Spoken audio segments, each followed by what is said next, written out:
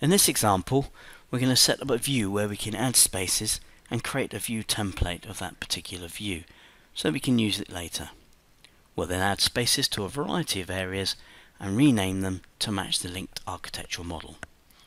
First thing I'm going to do is create the duplicate of this particular view. Once that's created, I'll rename it.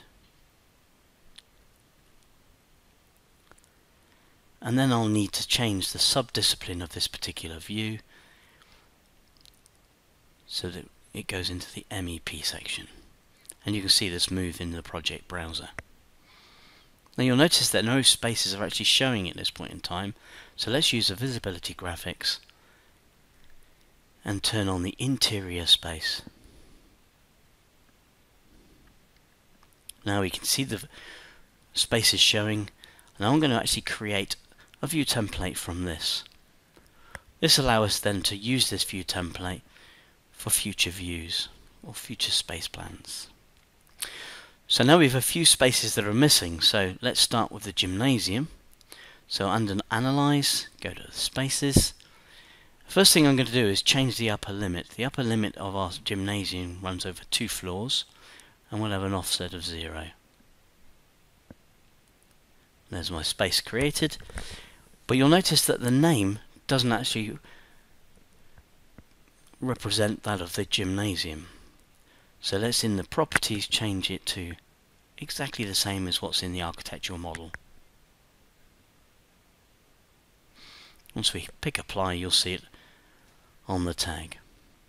So we have a few more spaces that need to be created. So back to Analyze, into Space.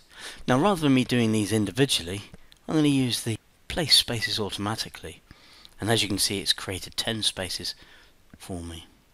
Again, the names need changing, but rather than me changing these one at a time, I'm going to use the space naming option.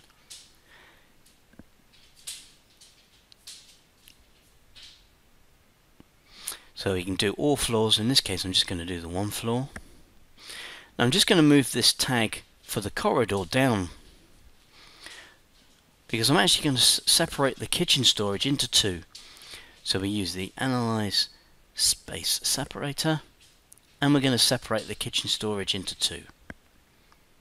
All we need to do now is add the new space, and again in the properties what we need to do is change that name. We can't use the naming tool, so we have to actually type the new name for this. And we'll keep the actual number exactly the same. So that was creating spaces in Revit MEP.